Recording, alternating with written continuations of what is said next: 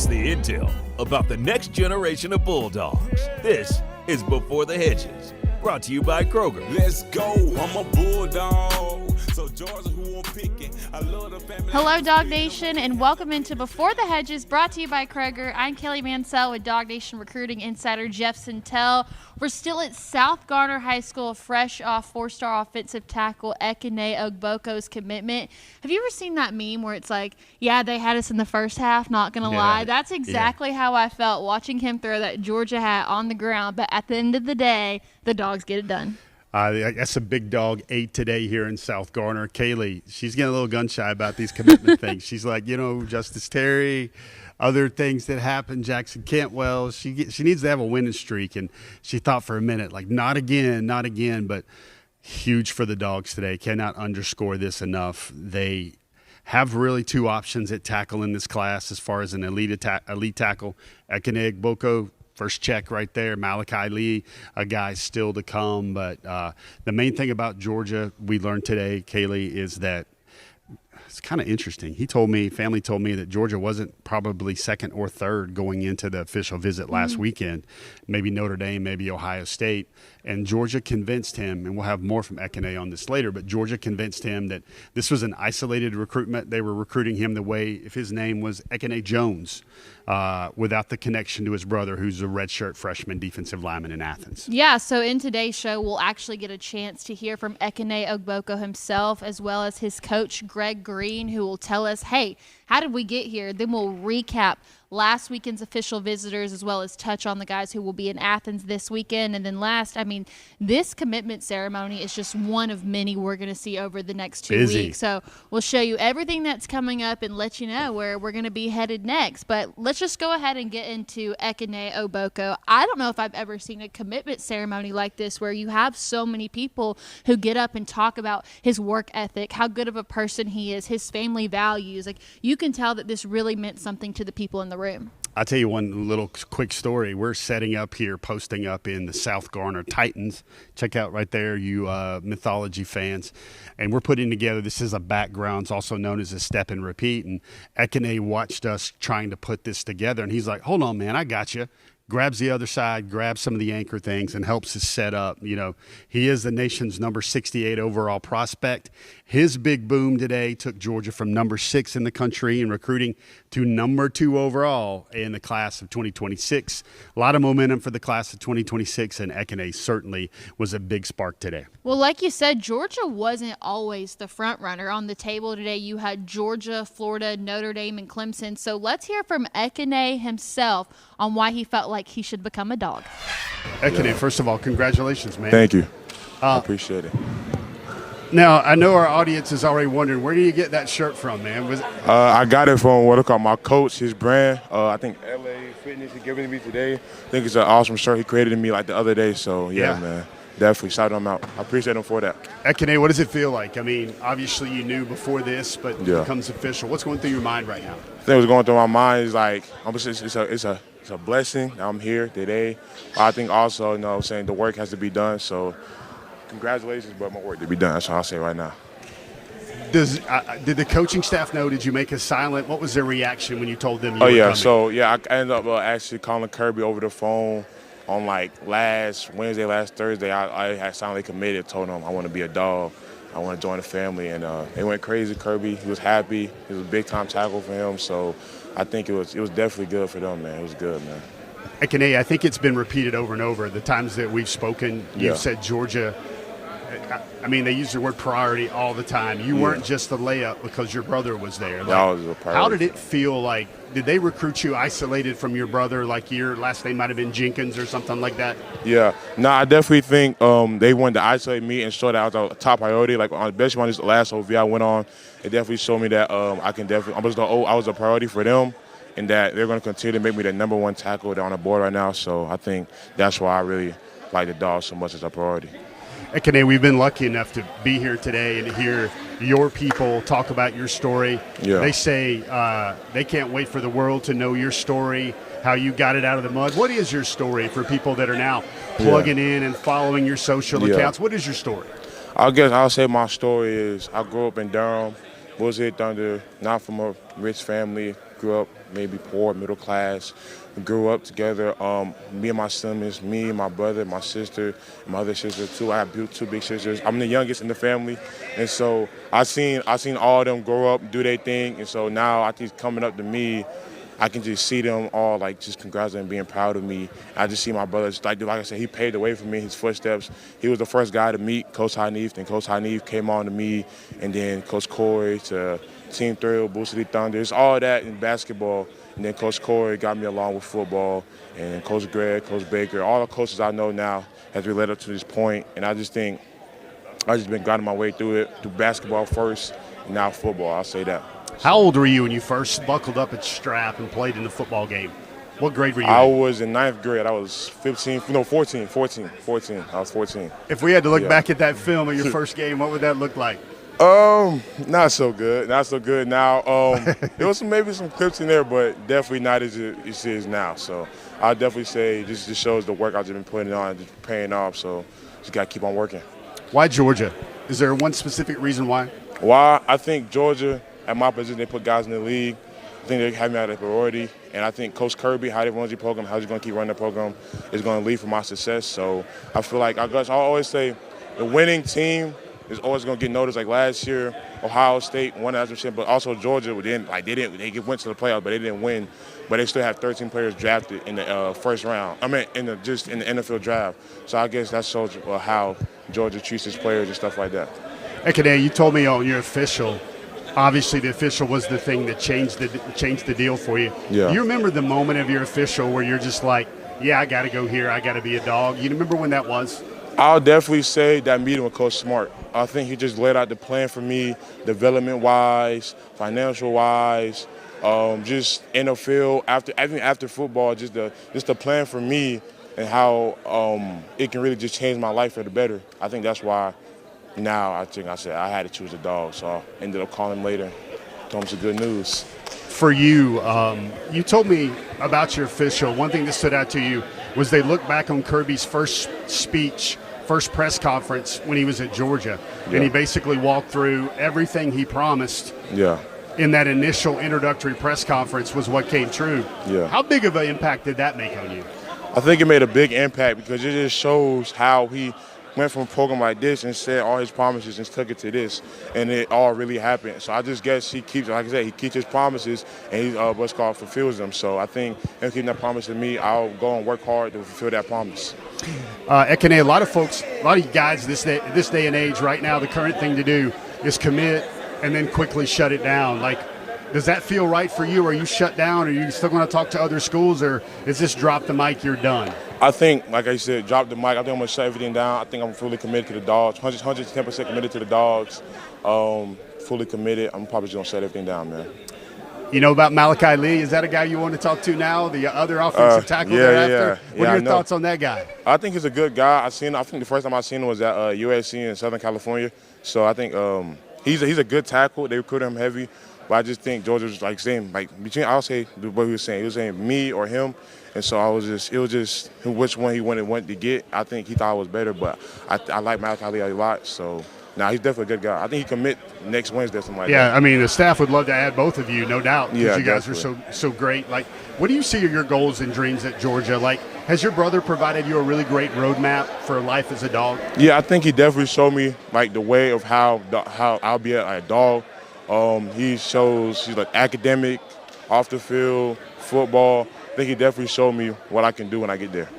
Got any words of encouragement for DawgNation and dog fans out everywhere? What do you want them to know about this guy out of the mud from North Carolina? Yeah, I'm coming to work hard. I think I'm going to give it all I got. I'm fully committed. So, man, I'm just getting ready to work. Come a dog, man. Come a dog. Ekene Ogboko, newest member of the Georgia class. I don't know if you know this, but Georgia's class goes up to number 2 in the country with your decision. Yeah, they went from number 6 to number 2. So you're a people mover. You're a numbers mover. Ekene Ogboko, thank you for your time. One thing that you made a big deal of from the moment that he revealed was that shirt he was wearing, custom made. Yeah, it was funny. He's like, hey, I give you my coach's name, we can get it done. But it's like something you'd never seen before. I know Brandon liked the custom shirt that Jared Curtis wore. I believe it was on sale You can find it at a retailer. This one was a private design. He said his coach made it.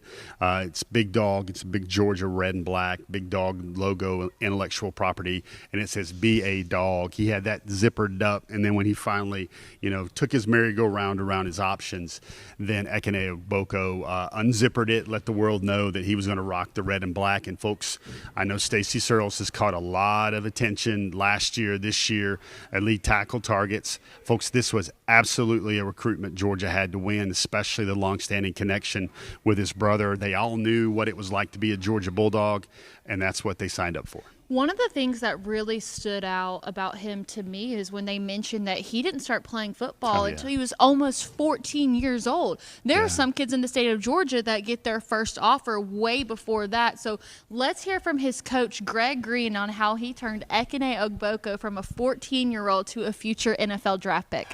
Coach, I've been talking to you about 3 or 4 years about the Ogboko legacy here. First of all, man, what's going through your mind today? Very special day for Ekene. Very special. He's a hard worker, first and foremost. He's a great kid. No one more deserving than this honor. I know it's been a difficult process for him. So many great coaches, so many great schools. They had so much to offer. It just came down to, what fit him best. And I think he made a great decision. Coach Smart runs a heck of a show down there, and we're happy to have the whole family there. So, Coach, I was talking to his sister Precious, and she said she didn't think Georgia was the favorite going into the official. She thought it was probably Ohio State or Notre Dame. And, the official visit changed that. You had behind the scenes to a lot of this. You've been an advisor. Is that the way you felt like the decision kind of squared off? Well, I think the thing with Georgia the whole time was he wanted to make sure that Georgia wanted Ekene Ogboko, not just the last name Ogboko. He made it very clear that he wanted the recruitment process to be his and be singular. And he took his time. I think he made great decisions, leaned on his discernment. And, like I said, he matured a lot during this. He really did become a young man in this. And Georgia came to the forefront because he was deciphering through what was important to him. And they emerged, and that visit ultimately answered every question that he had about it being about him and his own development as opposed to just kind of a package deal. Coach, I learned today that not only you as head coach, you've been his offensive line coach, or at least coached him in that aspects of the game early on. I love how you're able to talk to a real old line coach about it. One of the things Ekene told me is he said Coach Searles was really impressed by not his junior film, but the gains he's made this spring. He saw strong improvement in his game from junior year to spring. How has he gotten better? What are the areas where you see a lot of improvement? Well, first and foremost, his work ethic is nonstop. He's a guy that we can lean on to kind of drive the pack when it comes to that. But the addition of Coach Steve Baker on our staff, I'm a 5'9", wide guy with short arms. Only sophomore I can take him. I pride myself in introducing the game to him, but part of it is knowing when to pass the torch. And Coach Baker has been instrumental in just creating a level up in retention for him to take him to another level. And so the end of his junior year through spring ball, when Coach Searles got to lay eyes on him, just foot placement, hand placement, less hinging at the waist, rolling his hips through the block. It's been a process, and it's been one that's paid off for him. What about him to you screams prototype? Is it the feet? Is it the length? Is it the work ethic? What do you think are his best traits? So flexibility is the first thing that stands out. People that are his size usually don't bend the way that he bends. He is. The length is there, athleticism is there, change of direction is there. But the thing that I would say that really dropped out of the sky for him is between him and God is the flexibility that goes along with his size, for sure. Dropped out of the sky. That's a great way to look at it.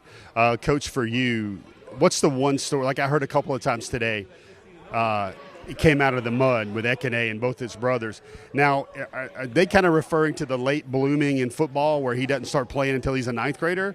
Or what's that part of that story that really hits home for you? Just as a family, they come from humble beginnings. There's a backstory, and You know, Miss Chennadu's done a really good job. You know, I tell her all the time she's 4 for 4. You know, you've got a daughter in med school. You got the next daughter on a Morehead scholarship at University of North Carolina.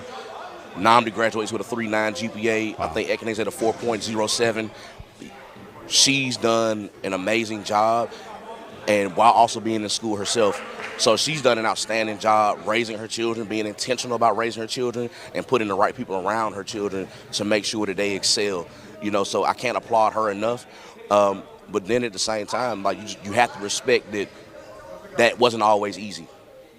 You know, doing it on her own, and you know, she deserves all the applause in the world. God has really been good to her and has blessed her family through her and her diligence. So out of the mud for sure, but also out of the heavens for sure. Out of them. Coach, I think last question I got. We come to these events because we want to get the real. We want to learn the real stories about people. Precious told me a story about how they're watching Netflix together, and like in the middle of like watching Netflix for 20 minutes, he's like, pause it, hold on, I got to go get some push-ups. And he's doing push-ups in the middle of watching Netflix. And then you told me about his 4.07 GPA. Those are stories that I really like, that I think that's pretty cool. What's your favorite story about Ekene? It could be one that makes you laugh. It could be one in the huddle. It could be one that you're going to tell kids when he's in the NFL one day. What's that for you? So I'll tell you one that made me absolutely livid with him. We were playing against our rival high school, and we threw for this touchdown pass, and it was a long pass with a long run after it. And he's celebrating. He gets to the middle of the field, and if you can imagine a 6'6", 300-pound kid dancing on the 50-yard line by himself, and a referee following him about 10 yards behind. Oh, man. And he turned around and made eye contact with the ref, and then the flag came out. So a headset later, you know, I had to let him know. But we look back, we laugh at it now. But that's a story I'll tell when I'm getting a wheelchair around here somewhere. The time I had to get after him because he was dancing in the middle of the field. How was he dancing? Was it pretty good? Was it Saturday No, night? he's a terrible dancer. I tell him all the time. He's got rhythm, but it doesn't quite come together for him. But it won't stop him from trying. So there we just had a chance to hear from his coach, Greg Green. As we kind of put a bow on the story, Jeff, what were your final takeaways from this commitment? Well, we talked about, his older brother. We talked about how ninth grade was when he's trying to figure it out. We learned the only things you can get here when you go live on the scene with DawgNation. He has no rhythm, even though he can block the stew. He can almost block out the sun. He told us he's shut down. That's interesting to hear, how he's not going to court any more interest from any other schools, and now kind of turning the page. Again, huge commitment. Number 6 offensive tackle in the country according to On3, the number 4 interior offensive lineman according to 24/7 Sports. Those rankings are cool. Here's what's really matters. Georgia considers him a tackle. Right tackle, left tackle, they'll figure that out. 6'6", 300 pounds, 83.6-inch wingspan. That's how my buddy Brandon Adams can figure out he could go reach that Georgia hat during his ceremony. One thing that I think we can take away from this is how important that official visit was. And with that, coming up on Before the Hedges, we will recap last week's top visitors. We mentioned that they had a lot of star power. And we'll also look ahead to this weekend as we wrap up Georgia's official visitors in the month of June. But first, we want to remind you that here on Before the Hedges, we are brought to you by Kroger, who's also plays such a big role in our commitment ceremonies. Yes. Of course, they're the Kroger commitment specials.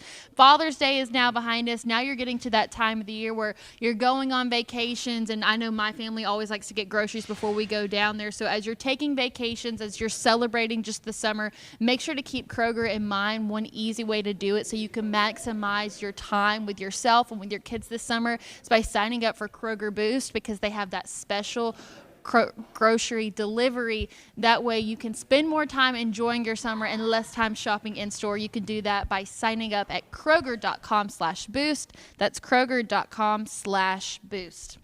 So no dogometer this week, but we'll still get a chance to touch on some of the big official visitors from last week. And, of course, the one that you just most recently wrote about on DawgNation.com is Tyler Atkinson. And, look, I'm not ashamed to say that I wasn't very optimistic about where things were headed with Tyler Atkinson. Don't get me wrong, tremendous player. Just didn't know if Georgia was going to be able to cough up the funds. But As we saw today, an official visit can change everything. So where does Tyler Atkinson now stand with the Dawgs after his official visit last weekend? Kaylee, you got a bark in you? Can you do a bark? One of those maybe? Not for free. Not on those Cody Chafin style barks. I would say if we dropped a dogometer here on Tyler Atkinson, I would have it barking right now as the dog. I think Georgia really impressed. If you read that story, there were so many ways in which they made it special, whether it's C.J. Allen as his official visitor host. Folks, that's currently probably one of the two alpha leaders on the team. You also had the Dawgs, especially Kirby Smart, how it was very special to learn that Friday night dinner, I believe what it was, the Atkinson family is at the table, Coach Schumann and his wife, Coach Smart, but it was Coach Smart and his mother, Sharon. Folks, we don't need to overstate the fact how special that was. That was Sharon Smart. Obviously, this is the first Father's Day for the Smart family since the passing of his legendary father, esteemed father, well-loved father, Sonny Smart. So the Atkinsons recognized that to have Sharon Smart at the table for his official visit was extra special. Sharon told the group that was the first time she's ever done one of those things at an official visit for her son in that sort of recruiting capacity.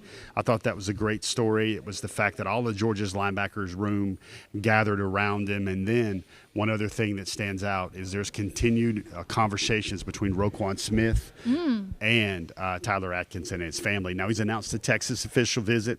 Probably going to find a way to squeeze in an Ohio State official visit as well. But I'm going to underscore this again. Georgia absolutely had to hit a home run with that official visit, and I believe they sent it way up there in the cheap seats, way up there at like a moonshot type official visit. So Tyler Atkinson appeared to be the top defensive recruit of the weekend. If we move to the offensive side of the ball and talk about the 5-star athlete Derek Cooper, who would play running back for the University of Georgia, I feel like this is someone that we've talked so much about, but I never really know where he stands. Do we think things changed for him after his OV? Yeah, I wouldn't put the dogometer on the Bulldog itself. I probably would stick it probably on the Black Lab. And it's kind of an underlying theme here. You hear great things about the official. Derek Cooper loves Georgia, but I think this is not going to be a recruitment decided by how much he loves one school. Remember, Derek Cooper was once committed to the University of Georgia for about 6 hours last summer. You hear a lot of good things, very good things about Georgia and Cooper, but you hear more great things about Cooper in Miami. The financials, keeping him in the backyard. So that's something to really monitor there with Derek Cooper, who I believe right now is on an official visit already again to Florida State. Well, part of the important things about official visits that maybe people don't recognize because you're so looking into the names that aren't already committed to Georgia, it's just as important for the guys who are already committed. I think that's why we have to talk about Vance Spafford, because we thought that him and Mark Bowman were almost going to be a package deal where they were going to go to a school together, and it looked like maybe they were headed to USC. Now, Vance Spafford has remained a dog, but he's one of the guys that hasn't shut down his recruitment just yet. Do you think that the Dawgs doubled down on it this weekend with Vance Spafford? I think they did a great job. I don't know if they're going to do the lockdown job here, but they let him know that he was a priority still. There's a great connection there. Lincoln Keys, the Georgia tight end, is one of his closest friends nationally amongst peer recruits. Jared Curtis was in his ear. But I still think Georgia has strong competition there with Miami and Washington. If we were doing the DOM, the dogometer right there for Vance Spafford, I wouldn't put him in the highest category there. I would still keep him in that Black Lab category because I think that's one we'll still have to monitor there as well. All right, and last one, you mentioned Lincoln Keys, who Georgia kind of had a scare with him because it looked like Michigan was putting all of their effort into Lincoln Keys, but he was also one of those official visitors. He was hosted by Lawson Lucky and Colton Heinrich, and it looks like that door on Michigan has been shut. Yeah, he said best visit he could ever imagine, best visit of his life. Lincoln feels really happy to be a dog. It kind of sounds like to me that he's one of the few that he saw Michigan kind of get filled up with their two tight ends. It sounds like to me that he's like unofficially shut down, just has to see a little bit more. I still feel strongly about the Dawgs ending up with Lincoln Keys in that class. And Kaylee, there's a couple other stories that really stuck out to me. There's so many we got to get to. I mean, obviously Corey Howard was a guy that's going to camp this week at Georgia. He just took his official visit. I think Georgia is a great fit for him there. It's really Florida, Georgia State, and Georgia. That's one to think about. But then I know, Kaylee, you're just roaming through these names because you're really great at this. But Malachi Lee, the unofficial visitor as well. Folks, he's from Hawaii. He took an unofficial visit back to Georgia. He's now going to make his decision very soon. How soon, we'll tell you a little bit later in the show. But that's one to watch as well as Georgia tries to go 2 for 2 with kind of its remaining top tackle targets. Well, here's the thing about the month of June. It hasn't stopped for us. It's certainly not stopping for the Dogs anytime soon. It has just been back to back to back on the news. Georgia will host more official visitors this weekend. I mean, who's the most important? Yeah, so you got 2 names that really stand out. Now, folks, this won't be 15, 18 guys in town this week. There's probably going to be about 5, 6, 7, 8, depending on who peels off. Kaylee, there's been a lot of guys who were originally scheduled to take official visits that they've canceled them, or Georgia has canceled them, maybe because of their workout, maybe how they looked in camp, maybe because they're like looking in another direction. 2 names to think about. And again, there's some Miami intrigue with this guy. Miami. It's Jay Lamar out of Colquitt County. Dream school was Georgia. He just took an official visit to Miami. Will Georgia get an official visit this weekend? That is certainly one to monitor. The other name that really sticks out for me is Valden Sone. He's out of Sweden. He's camped. We've talked about guys that kind of lost their luster with the Dogs by how they looked in those proving ground camps where Georgia works out all the D linemen they like, or works out all the players they like at a position and who rises to the top. Valden Sone, who's a 6'4", 315. He looks like he's about 270. Super athletic. He has risen to the top of Georgia's board.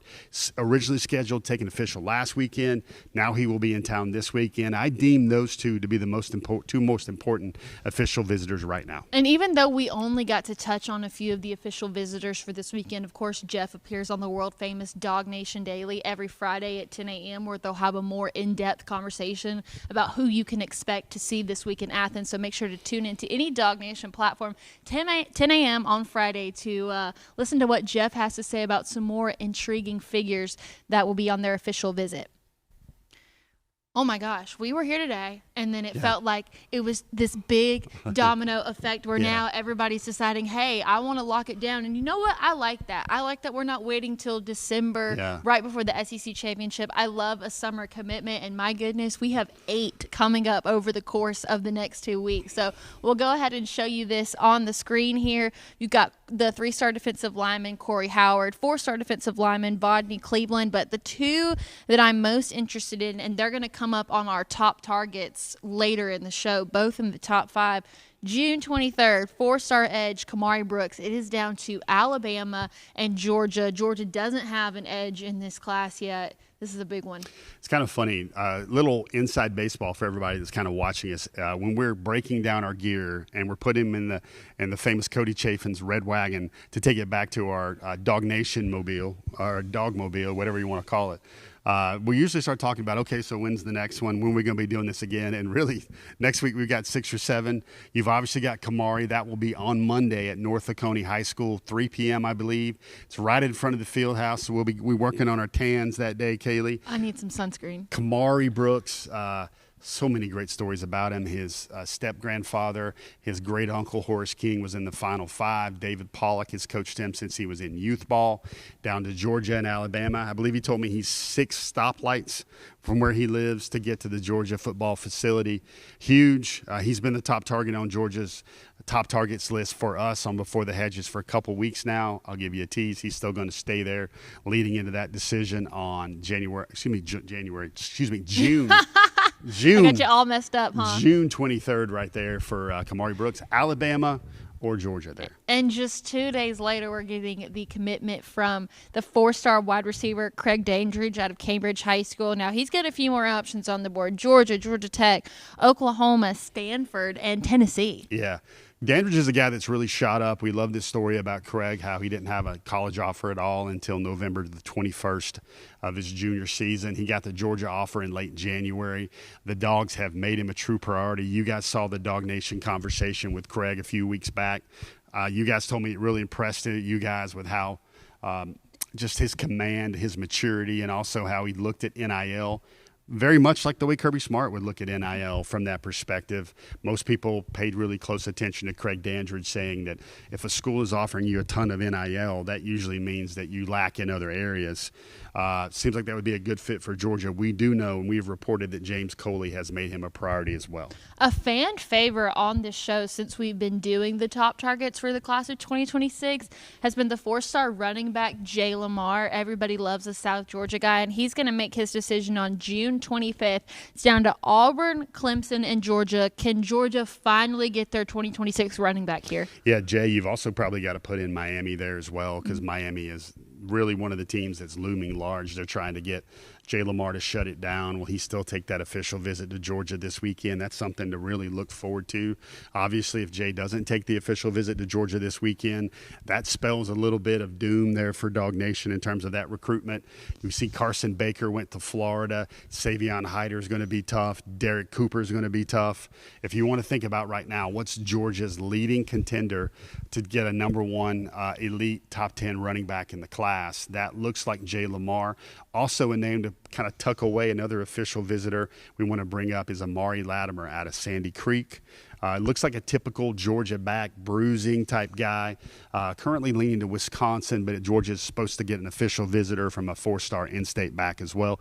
Extremely productive for the last 3 seasons at Sandy Creek. So other names on this list, June 26th, you have Xavier Crowell and the 3-star interior offensive lineman Desmond Green. And then it looks like the 4-star DB Chase Calicut's going to make his decision either June 27th or June 28th.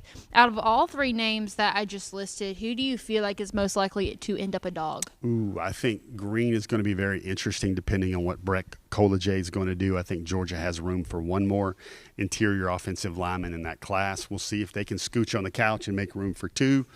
Desmond has felt a certain type of way about the Dawgs for a very long time. Now you're hearing a lot of noise about Florida, South Carolina, Oklahoma. We're all in there. But I think the name that kind of feels most Georgia-ish right now for me, Kaylee, I would say it's Chase Calicut, the DB out of North Shore. He loves the color red, Texas, Michigan, and Georgia. He told me after his Georgia official visit that it was a strong fit with him in Georgia. Georgia or Texas seem like to be the really 2 big teams to watch there. All right, so we're going to do our best to bring you the coverage from some of these commitments. Sure. Obviously can't make all of them, but if it's like today and it's one of those lunchtime, 1 o'clock commitments, and hey, maybe you forgot, the best thing that you can do for yourself is subscribe to our DawgNation YouTube page. That way you get notified anytime that DawgNation goes live. That way you can be a part of all of these ceremonies with Jeff and myself and watch all these young guys become dogs. So make sure to hit subscribe to our DawgNation YouTube page. And hey, while you're here watching us on Before the Hedges, do us a favor, give us a like. Yeah, likes are good. I mean, we do some things here you guys might like, of course. How about coming to see How About Them Dog, Ekene Ogboko today? If you want to follow that, if you want to get updates whenever we upload something to our channel, that's how you do it. You hit like, hit subscribe, that easy. And hey, maybe you even like this Titan behind us. That's kind of giving me the creepy eyes right now, but we are totally making it work. That's right. All right, so just for today, we're going to do top targets because with Ekene coming off the board, there's going to be a lot of movement, especially after we get through those 2 weeks of commitments. The list is going to look a little crazy. So, look, first page, everybody moves down. PJ Dean, Derek Cooper, Braden Fogle, Chase Calicut, all in the red. You have some explaining to do. Yeah, that's a lot of red. Normally the folks here watching It's this scary. Love the color red, but that feels like Bloody Tuesday or something like that. What you have there is you have a lot of things happening there. You have Ekene Ogboko going off the list. You have Derek Cooper moving up and moving down. You have other guys moving up as a priority. I think Tyreek Ty Boogie Green is one guy that I really moved up. We're calling it reshuffling around the turn right there because you're always constantly shuffling this deck when you cover Georgia football recruiting. It looks like red on that back page, but it probably means something interesting on the front page. All right, well, let's go ahead and look at 6 through 10. Now, Jay Lamar moves down all the way to 10 on the brink of his commitment. Are you trying to hint to us that bad news is on the horizon? I'm just feeling like that official visit, like we saw today with Ekene Ogboko, and we learned that official visit really needs to go well for the Dawgs. They need to have him and reassure him that he's a priority, that he's feeling like home. Kaylee, we must admit that some of these wins that Dante Williams has been racking up and Stacey Searles just got one today, I think Josh Crawford really needs one of those as well. After taking just one running back in the last cycle, we all know what happened with Usmani Chroma. So a South Georgia back as productive as Lamar that grew up loving the Dogs. Getting some competition here coming around the turn here. It'll be interesting to see if the Dogs close with Lamar. Well, there is some good news on this page because now you bring two names from just off the list to top targets. One of them you mentioned earlier, the interior offensive lineman, Brett Collegier, but also Malachi Lee, who's floated a lot, and that's someone that Ekene talked about today. When did you say that decision would come?